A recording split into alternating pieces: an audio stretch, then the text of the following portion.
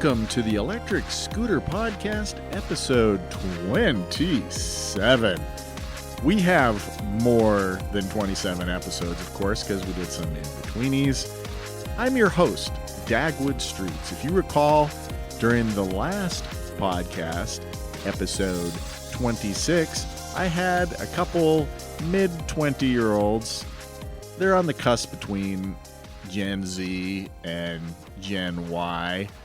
We didn't know at the time whether they're millennials, Gen Xers, whatever. But according to Google, they're between Gen Z and Gen Y. So let's call them about 27 years of age. I didn't check them to make sure they didn't have a white Bic lighter in their pockets. If you don't get that reference, Google it. It's entertaining. But one of them, Cody, had some experience with electric scooters about a year ago, but not much.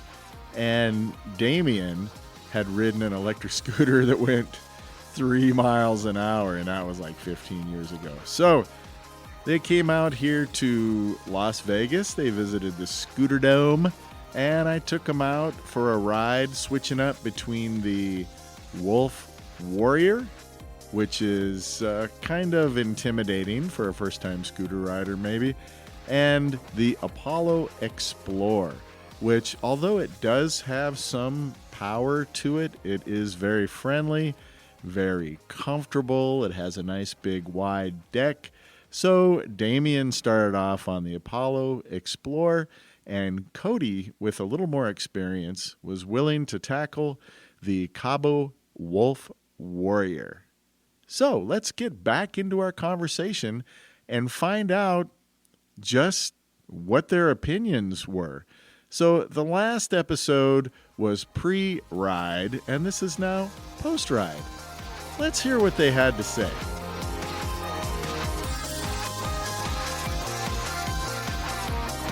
So what were you saying, Cody? You said the hottest place on Earth? The hottest place on Earth is 2 hours west of here, currently. But I feel like the hottest place on Earth is right here, right now. It's definitely cooler in here than outside. Wow. It was, 116 degrees, and we just got back from in Canada and Victoria. You know what Timothy West calls it? He calls that a boot. We went on a little boot. And that's a little journey, a little trip on the scooter. He didn't even know he says that. I called it to his attention. I keep hearing you say boot. I mean, from context, I think that means like a little trip on the scooter. He goes, Do I say that? I said, yeah, you say that. And he goes, well, a boot it's a boot. That was a good episode. That's actually my favorite episode so far that I've listened to. When I interviewed Timothy West? The ones I've listened to. Yeah, I like that one. Oh, wow. Well, that's good to hear. I thought it was interesting, like him talking about living there. And yeah. I don't know. It sounds like a nice place to ride. Have you ever seen his videos? Mm-mm. You've got to watch his videos because he does videos of, by the way, he's a professional photographer. That's what he does for a living. And his wife has a YouTube channel, too. I was going to say, I thought his wife was the photographer. Oh, she's the YouTube. She does, I think, yoga stuff and things. I listened to it when it came out. I forgot. Yeah. But watch his videos because not only does he try different cool scooters, but he's cruising around Victoria. You know where Victoria is, Damien? On Vancouver Island? I don't. Up Canada. So it's kind of off the coast of Washington State, kind of. And it is technically an island. And I guess it's considered British Columbia. But it looks so idyllic where he lives. The lawns are green and manicured. He said it's more England than... What does he say? Yeah. It's more English than England. Or more British than Britain or something like that. Yeah, I think he said something like people come from England because they want to feel like they're in a real British environment or something. But nice cottages, beautiful white picket fences, beautiful lawns, and he's riding his scooter next to the deepest blue ocean you've ever seen. So you have to go back and watch a couple of his YouTube videos. It's just a dude scooting. His videos or his wife's His channel? videos. His videos, Timothy West. So it's not on his wife's channel? Then. No. Okay. No, that would be yoga. He's scooter guy. She's a yoga girl. But yeah, go back and check them out when you get a chance. So that was hot. And, you know, let me ask you this. Do you feel a little winded? I do a little bit. Like you did some exercise? Yeah, I mean, we didn't ride for that long, but I could imagine if we did longer. When I go off-road, and if you guys are more interested or want to get more interested in scooters, and we'll talk about that in a little bit, come with me off-road. That is one thing where I have a buddy, Storm and Norman, who is an off-roader. I'm going to do a podcast with him because he's off-road, four-wheel drive, anything, you know, ATVs, dirt bikes, Jeeps, all that kind of stuff. He's into all of that. So when he sees me on a video going 5 miles an hour, dodging rocks the size of grapefruit, you know, like it's life or death situation, it just looks so slow and tedious that he can't imagine that would be fun. And I understand that perspective. But if you're on the scooter, you're like a motorcycle with large wheels would just fly over every one of these. You know, I'll be going down some hill and trying not to crash, and you know, a 12-year-old will fly over my head on a Suzuki 125, crossing it up and flipping me off and laughing at me, you know. But there's something to be said for that. It is its own skill. Do surfers laugh at paddleboarders? I don't know. I don't think so. Do guys who fly jetliners, do they laugh at people that fly prop jobs? I don't think so. So I got to get Norm out here to ride some off-road so he can actually see what it feels like. And you'll never, when you're an off-road scooterer, you'll never run into another one. You'll never be out there and, hey, another guy scooting off-road. No, man, it's just not in the desert. It doesn't happen.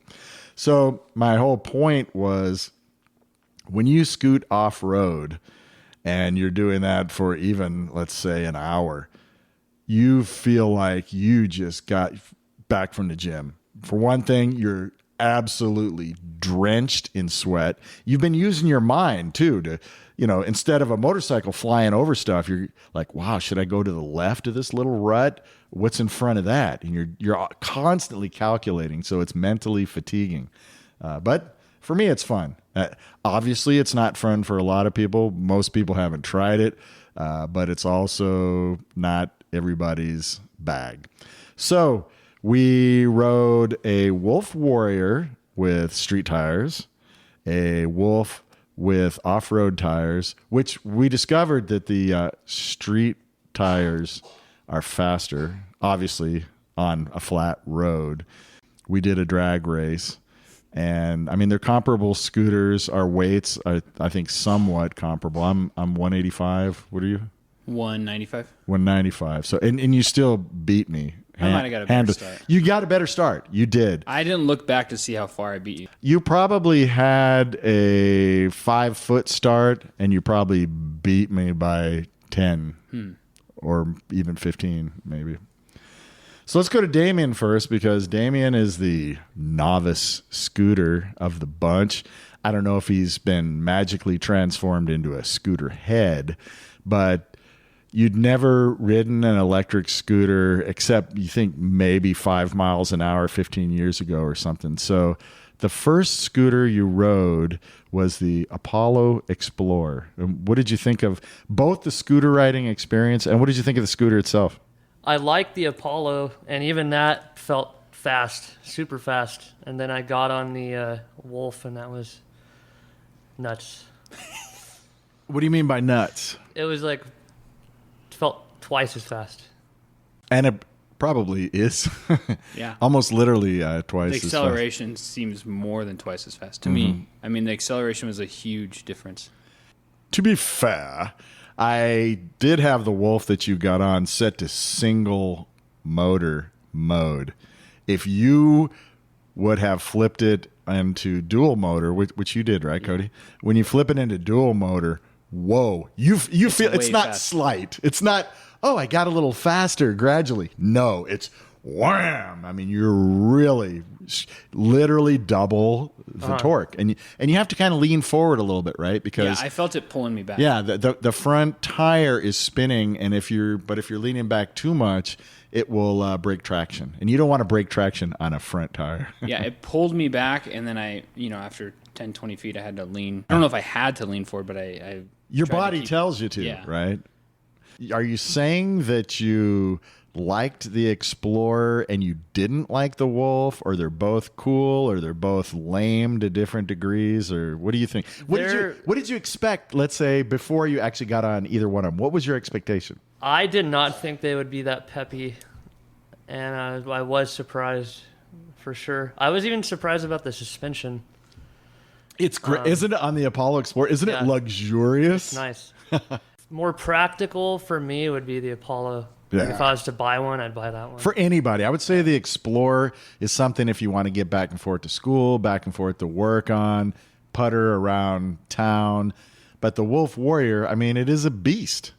And it's off-road, and it's racing, and it's jumping up and down curbs, more down than up. And when you see, like, one place we went, there's a bunch of crushed rocks, right? Mm-hmm. And then there's the meandering sidewalk. Yeah. Whereas I think you, on the Explorer, you cruised across the rocks. You didn't get off, I did. you? Yeah, it was fine. But some people, and on some scooters, you'd probably get off and walk it across to the sidewalk and then go. But actually, on both of these scooters, or all three of these scooters, we cruised, and it wasn't really fine gravel. It was they're large, chunky rocks, and we cruised across the top to get to the sidewalk. I made it through without the knobby tires across, but I think it would be better to be in, what is it, mode 1, speed 1? Yeah. So you're less so you don't likely whiskey to throttle or something. Right. Break traction. When I'm off road and when I'm doing rocks and stuff like that, I'm constantly going between eco and turbo mode and single and dual all the time. Depends whether I'm on an incline, how slippery it looks, whether the dirt looks like talcum powder or it looks like beach sand. It's all different. I tried to do my plan was to do a podcast to where I would say, okay, in this situation, here's what you use. Make sure you're in single motor. And I couldn't really do that. The only conclusion I could reach was that for sure, when you're going long distance, be in dual motor mode, because you can heat up that single motor, pushing the 101-pound vehicle plus whatever you weigh in the heat, and it's just probably going to wear it out, get hot, and not be good for it. So I usually go dual motor mode. I get to my off-road location, and I usually switch to single motor unless, for certain hills and stuff, I'll switch into dual. Because like I said, you don't want your front tire breaking traction. Yeah. I don't care what kind of vehicle you're in, a car, motorcycle, anything. It's bad news. We, as humans, we have a natural inclination to be able to slide the rear. If your rear slides out, it's actually fun. People do it. It's called drifting, right? And we do it on skateboards, and we do it on motorcycles and everything. But front wheel braking traction is no bueno. Hey, Dagwood, I have a couple questions for you, and then I have a couple for Damien. Yes, please, take over. I want to know, for both of them, without saying the price or anything, how long will the battery last? Like, how far can you go? The way we were riding, or does it affect, you know what I mean, if you have a power one? What affects maybe the most is wind. If you're into a headwind, that will, two things, headwind and speed. The difference between 25 miles an hour cruising at 25 and 30 is tremendous. Your range drops off dramatically when you hit the higher end of the spec. Whatever scooter you have for the Wolf Warrior, it happens to be between 25 and 30. For the Apollo Explorer, it might be between 15 and 20. Well, what do you think the least amount of miles or range you could get if you're, just stopping and going and had it in dual motor and... Okay, there's a guy, we could actually find that out because there's a guy named Ginger on Wheels, and he is up in Seattle. And one of the things I love about his YouTube videos, and I should promote his YouTube videos more than I do. I used to in the earlier ones, I'd promote Ben Fox, Electric Scooter Guide, and Ginger on Wheels. But talking about Ginger on Wheels, he does pragmatic, practical tests of things that people really want to know. So everybody does this maximum miles, right? How many miles can you squeeze out of it? And you as a Tesla owner, you probably get that too. It's probably a huge question. He does minimal mile tests. I like that. Yeah, isn't it a brilliant idea? I hadn't even thought of that, but he's got videos of different scooters, including the Wolf Warrior, because that's what he personally owns and rides too. He does exactly that. He goes uphill, into headwinds, off-road. He always keeps it in gear 3, dual motor, and maxes it out. And I'm not sure, to be perfectly honest with you, I don't remember exactly what he got on the Wolf Warrior. I would guess 25 to 30 miles. But if you put it in gear 1 and single motor, the difference between single and dual motor we have found to be almost negligible. There's no reason to keep it in single. If you think you're saving power by keeping it in single motor, you're probably just destroying that single motor. I mean, you could probably go 15, 20 minutes fine or whatever and not have any issue. But for long, flat, straight, or even inclines, dual motor really is the way to go. So in answer to your question, I would say you could probably go just average in town, cruising around. If you weigh 185, it's not super cold or super hot, I think you could get 35 miles. I think they claim you can get 45 or 50, but that would be eking it out. You know, you're driving your Tesla and you're not using the air conditioner. And Well, my question for Damien was, how much do you think the Apollo costs? $1,000. And then Maybe. my other question is, how much would you be willing to pay for it if you wanted one? Probably that much. I'd probably pay. So you think it's worth $1,000 and you're willing to pay $1,000? I would. If I had extra money, I'd probably get one. you could maybe get a used one for $1,000, I'm pretty sure, but I think they're more like 14 to 16.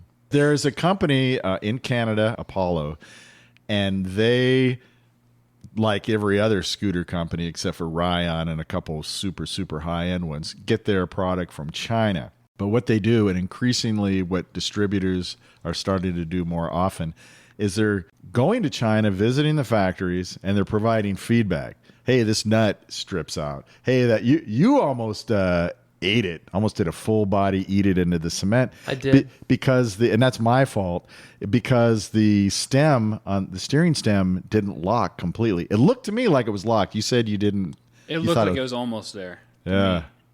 That's one thing. And that stem on the Apollo Explorer, maybe after I own it longer, I'll get used to it or whatever.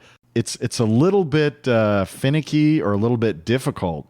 And what owners do is they put the front tire up against a wall and then push on the stem as they're pushing with their feet. I find that lever that you have to step on in order to collapse it or make it erect, it's difficult.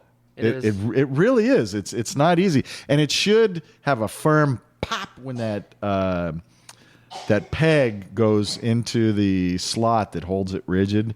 I mean, you should have a firm, and I thought we had that, but I did have difficulty getting it up, as you noticed. Yeah, it looked like it. It could have been sketchy for sure. Well, it was, but Well, you're on a scooter, so you're standing up anyway, and when it collapsed on you, you just kind of walked forward, right? Yeah, but I was going like just a few miles an hour. Yeah. Yeah. Imagine if you were going 30 miles an hour and Yeah. and there's a diesel truck like just happened to be passing you at that moment, and your head gets squashed like a grape.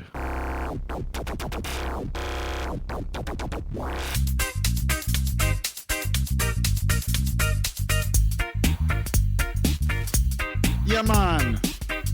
It's the Electric Scooter Podcast. IRA. ESP. ESP. ESP, y'all. ESP. ESP.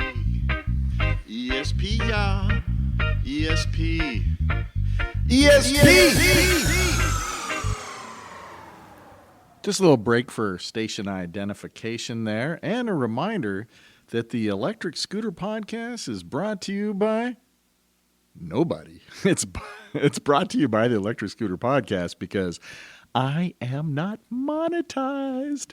Anything you hear on this podcast, whether it's saying a product is good or bad or no matter what we're talking about, it's just my opinion, folks. like I've said in so many other podcasts, if you would like to know specifications, measurements, exact numbers, go to the electric scooter guide.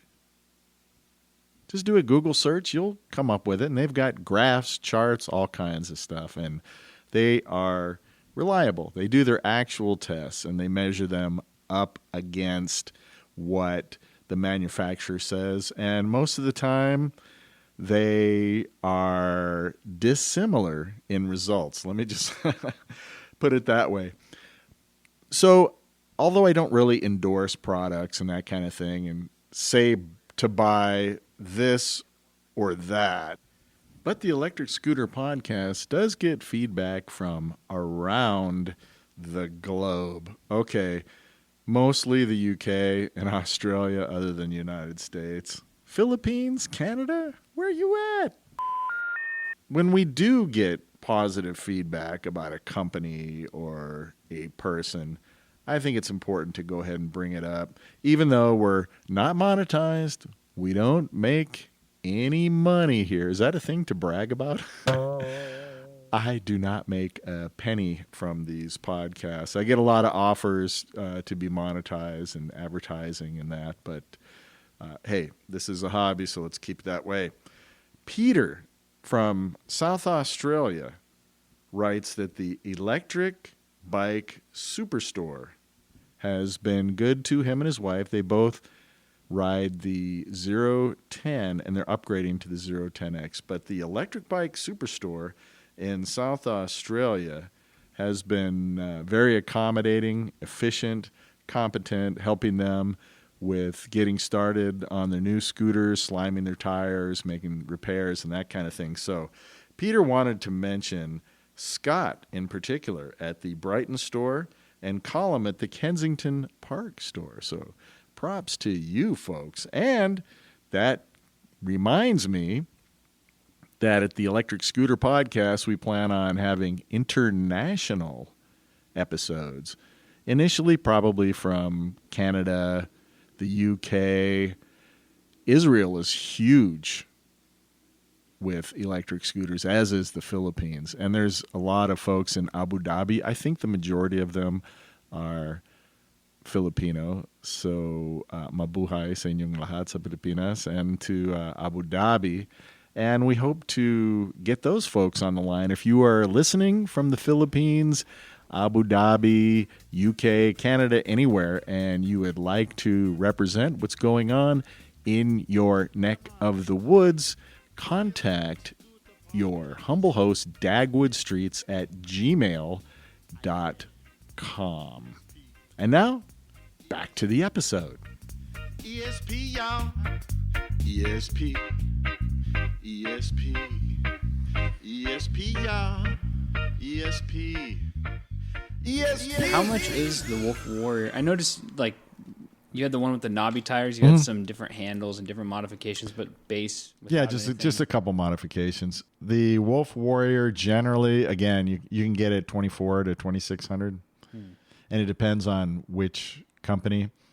And I want to put this at this point of the podcast because I say it in every single podcast, I hope. If you're going to buy an electric scooter, don't buy off of Alibaba direct from China. Because some people, when they're on the internet, they're really good at comparing specs and speeds and max weight and all these different things. And then price. Ooh, I can get the same thing on this scooter at $150 or $200 savings if I get it off of Alibaba or even eBay. But you're not going to have any support when anything goes wrong. And there's no number for you to call Alibaba.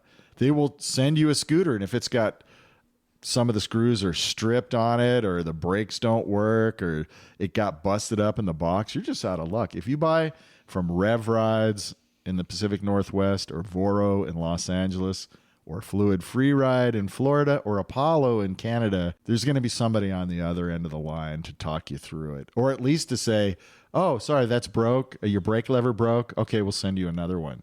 Or it broke out of warranty and it's your fault.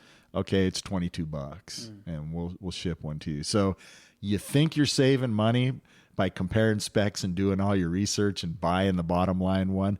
Let me tell you that $150 might save you $1,000. Go through an American or North American distributor with a good reputation. The other thing I wanted to mention in the last or in the pre-ride podcast was if I wanted an electric scooter, my use would be the practicality of it, like to work and school. I didn't think I'd want one for fun. My idea would be like to have fun on your way to work or on your way to school or whatever, but not just to ride for fun. But now I see that you can just ride them for just fun. I mean, it was really fast.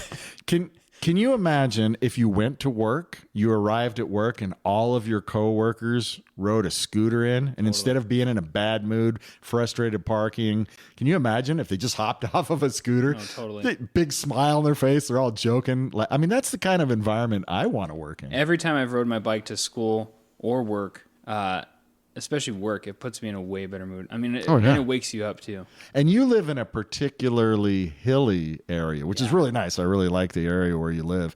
I could just imagine, I think you can too, zooming around on a scooter, how much fun that is. You want to go get some food or something like that.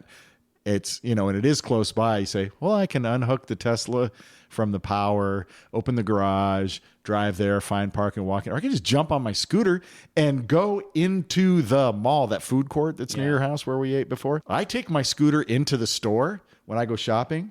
I take my basket and hang it on the handle of the scooter. And people ride around in mobility scooters, right? In Walmart and other stores. How about instead of 4 wheels, just 2, more narrow, easier to handle and all that? Nobody's ever said anything to me. Well, my issue with riding my bike to work is it's downhill. So it's awesome riding to work. Yes. Riding home from work is a different story. And maybe if I had, a scooter bike, fixes scooter, that. Yeah, then I don't have to worry about that. So let me ask you now, Cody, you rode both the Apollo Explorer. You have a little, I would say you're not 100% novice, but you're not a scooter head, and you've ridden scooters a couple times. We've ridden scooters together a couple times. How would you compare the Apollo Explorer with the Wolf Warrior? And it should be noted that you rode the Wolf Warrior first and then the Explorer, which is the opposite of Damien's experience. I didn't have too much experience on the Apollo because I didn't try it off-road. I just rode it on flat ground, so I didn't really notice the suspension. And to be fair, it's not an off-road scooter. It is a commuter. I didn't notice the suspension difference. The thing I noticed was stepping onto the scooter. It feels like it's almost twice as high being on the Wolf Warrior. Oh, yeah. But you went the other way around. You went Wolf Warrior first and then Explorer. Yeah. The biggest thing I noticed was the acceleration. It's a huge difference. The top speed, I feel like the Apollo is good enough of a top speed. Sure. I mean, I wouldn't want to ride my scooter 40 miles an hour to work unless there's no one around, So I don't care about that, but the acceleration was a big difference. It took a while to get up to top speed on the Apollo. And by the way, according to my speedometer, you went faster than 40 because I was at 40, and you were going faster than me. So I don't know what you went, maybe Apollo 42 I hit or 27. Okay. But it took maybe 5 seconds to get from 24 to 27. You know what I mean? But it single took motor. maybe 5 seconds to get from 0 to 24, and then those last couple, miles an hour took a little bit. Yeah, they have some way of regulating speeds that is a balance between getting you the most range while still allowing you some pep. Yeah. The Wolf Warrior in dual motor and what is it, mode 3?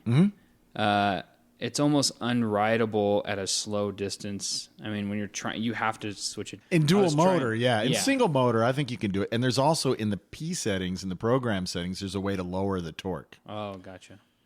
And on the, not the street one, but I think on the knobby tire Wolf, I lowered the torque so Kehlani and Kira could take a little spin on it. But since, again, I brought it back up, I think it's probably like 80% instead of 100, which makes it a little more rideable. Because if you, I don't know, did you try this? Did you step on it in dual motor mode from a stop and just hit the throttle?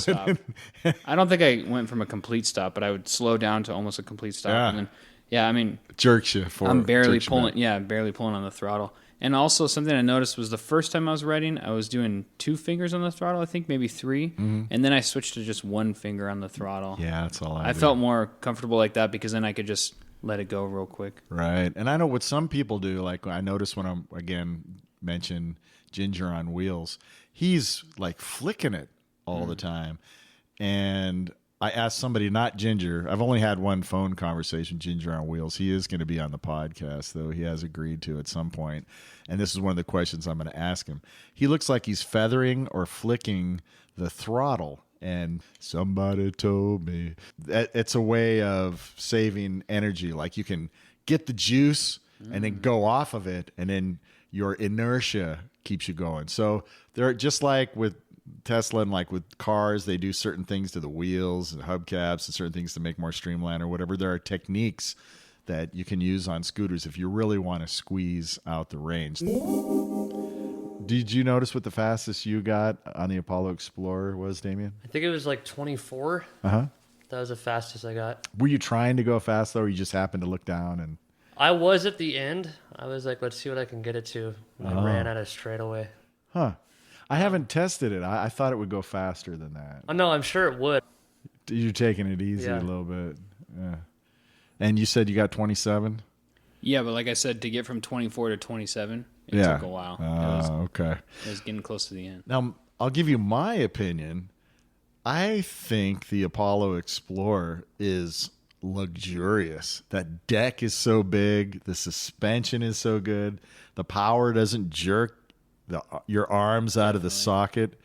It's like going from a Toyota to a Lexus. It just feels smooth and comfortable, and I enjoy it for what it is. I'm not always gonna, tear it up off road.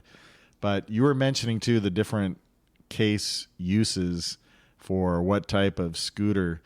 One thing I do like to do, and you may do this too, I don't know if you would enjoy it, but if you keep a scooter in the trunk of your car, when you get to where you're going, you pull that scooter out, and like if you're in your Tesla and it's an hour that you're going to fill up or whatever, if you pull out your scooter and pop on a helmet, you're in some town in the middle of nowhere or wherever you've never been, you can really see that town. Now, if it's hot or whatever the weather conditions, if you're walking, you won't do it because, I'm going to sweat and I'm going to be tired by the time I get back and get in my car, this and that. But you get on a scooter, you can see the whole town. You can see what restaurants they have. You can cruise the city streets, and you're getting a breeze while you're doing it, and your car's charging. And then you get back, toss the scooter. Now, you're not going to do that with a Wolf Warrior, obviously, right? Even the Apollo Explorer, I would say, is kind of borderline. Like it fits in some of my cars, and it fits in my truck, obviously, and it fits in my van. It fits in some of the cars, and some of the cars it doesn't. So you might want to even go smaller. I don't know. But for me, that's a happy spot, is going somewhere. We travel. We've circled the entire United States in a van and all that kind of stuff. Having a scooter is just gives you so much freedom. And when you say, I saw Sheridan, Wyoming. Yeah, we drove through it and we ate at a restaurant or whatever. But if you were on a scooter and hitting those city streets and meeting and talking to people and stopping at the cafes or going to the parks and two-wheeling in the parks, I think you really have a better appreciation for what that city's like than if you just drove through it and stopped at a Jack in the Box. Is that something that you would consider? Would you look at like the frunk of your Tesla and measure it and see? It won't fit in the frunk, but I mean, I could fit 2 in the trunk. In the trunk too? You think the Apollo Explorer would fit in the trunk? Oh yeah. Oh really? I have the weatherproof whatever it's called mat in the back. The thing I'm thinking about is I wonder if it'll fit underneath, because I have the flat part and then I can open it up and there's even a lower trunk. Yeah, I don't think it'll fit in there. A small scooter would fit in there. you only need to cruise around on one scooter, right? Oh, yeah. I carry two because when I visit people, they're going to ride something. A lot of times all the time I'm visiting people who are non-scooter heads. So I bring one, like when I did the video of Miramar circling the lake out there. And just a lot of times I bring two scooters so that my buddy can ride also.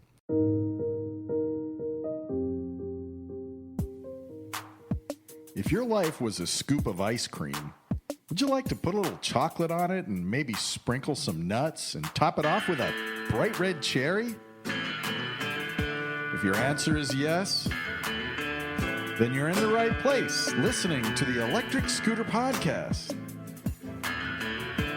Because ESP is life's topping.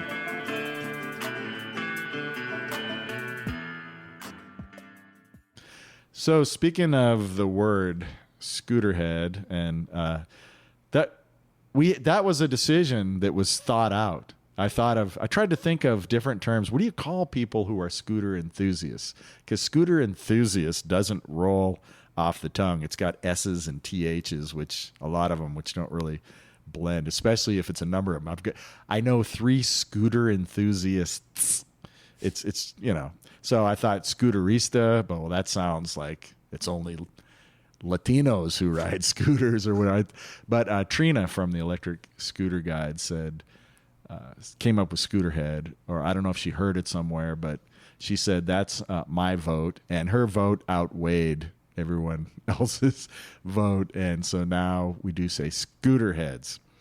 So, Damien, are you on your, and it's okay to say no, are you on your way to maybe inching towards becoming a scooterhead one day, or is it, I just had a pleasant experience, it was fun, I'm just, or is it like a little seed planted in the back of your mind that, man, maybe one day I might consider this, or are you just head over heels, oh my God, this is the best thing in the world? I could totally see getting one and just throwing it in the back of my truck and like going to a city I haven't been to and cruising around, like you said. For sure. I think if I had one, that's what I would want to do with it. If you do it once, you'll be addicted. It's great. It's a good way to go. Yeah, for that, it does seem like the most practical way to see a new place. You're not paying car registration. You have another vehicle. Yeah. You're not paying for registration. You're not paying for insurance. It's portable.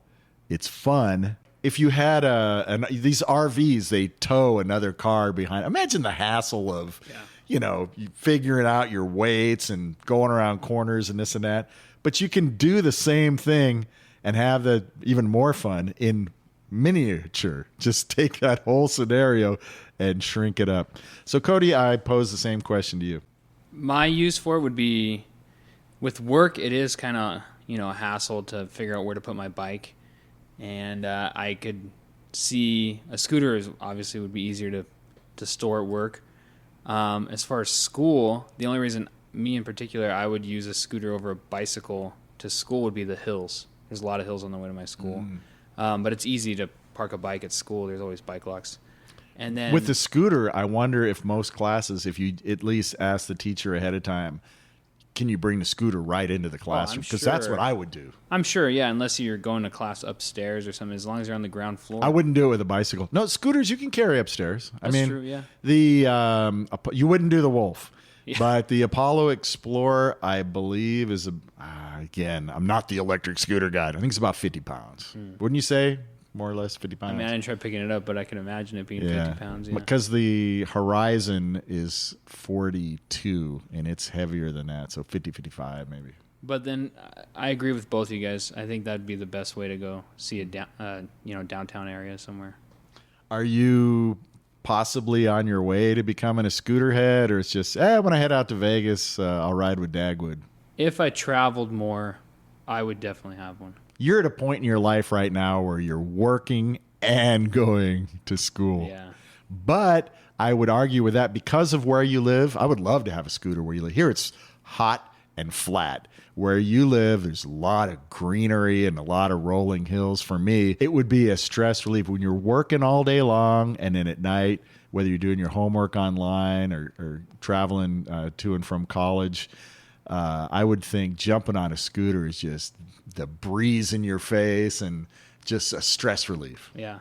How hard is it to lock that thing up? Like if you take it to town, you want to That's lock it up? Great question, because I actually used to do that sometimes, and I should have learned my lesson because I've had a bicycle stolen. I was in Taiwan, and I bought a nice expensive bicycle,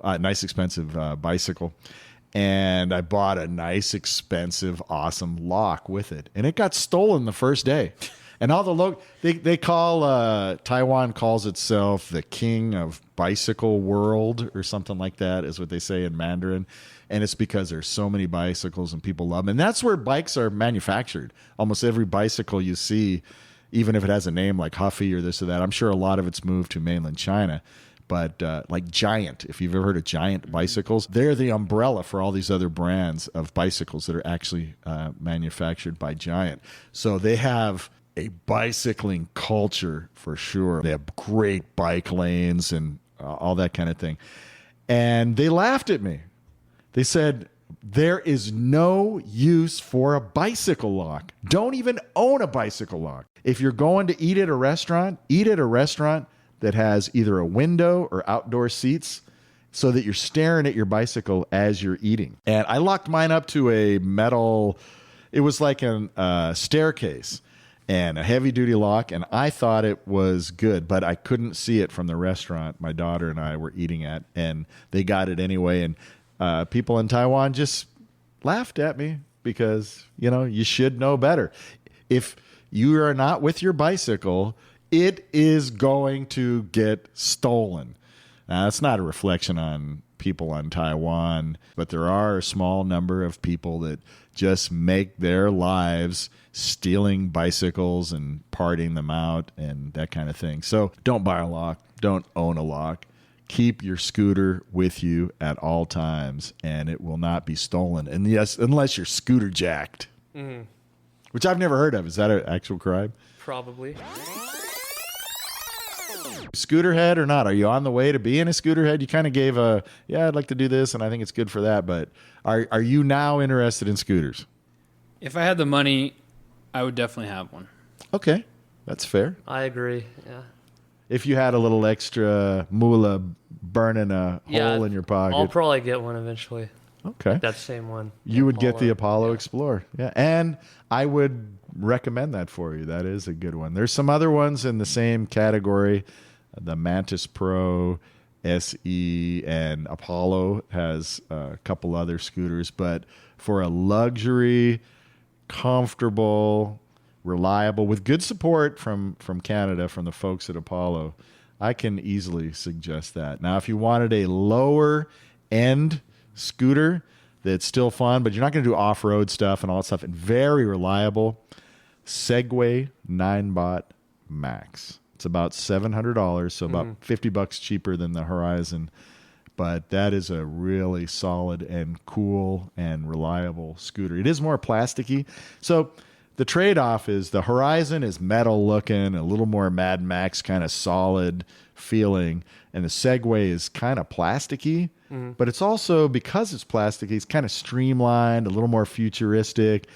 The LED dash readout is a little cooler looking. It's integrated, which would be a hassle if it broke. You're probably just kind of screwed. Whereas on the other ones, it's a piece that's separate that you can just plug and play. This one goes bad, unplug it, order a new one for $45, plug it back in, keep scooting. The Segway, if it goes out, you just, okay, now I don't have any readout anymore. It's gone. Because I don't think you're going to send it to some factory in China and have them tear it apart and re-weld whatever they do. But for just a scooter to hop on and just go and just commute, Segway 9bot Max. And I think the Electric Scooter Guide recommends that to initial scooters too. But you guys are fortunate that you know Dagwood streets. So you get to try a multitude of different scooters, and you really get to make an informed decision, which that is optimally the best way. When you go car shopping, you want to drive cars side by side. That's how you form an opinion, not just looking at YouTube videos and people's opinions.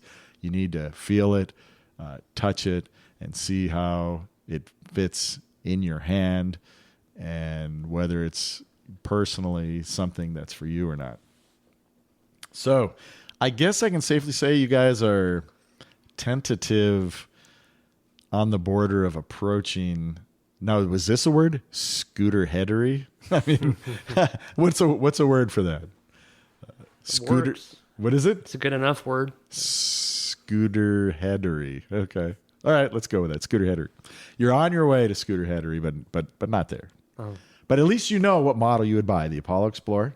I think so, yeah. Would you like to try 3 or 4 more, or would you be happy with Apollo Explorer? I'd want to try more, just figure out what fits my needs. Mm-hmm. Like I said, I'm more into the practicality than the having fun, but it definitely exceeded my expectations on the fun side.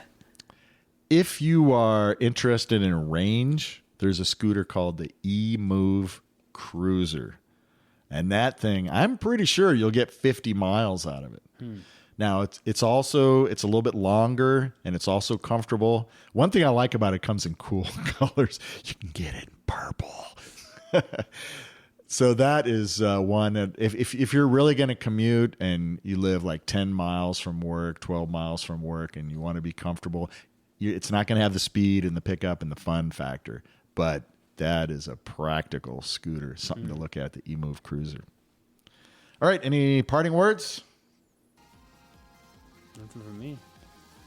All right. Well, thank you for being part of the podcast, both of you.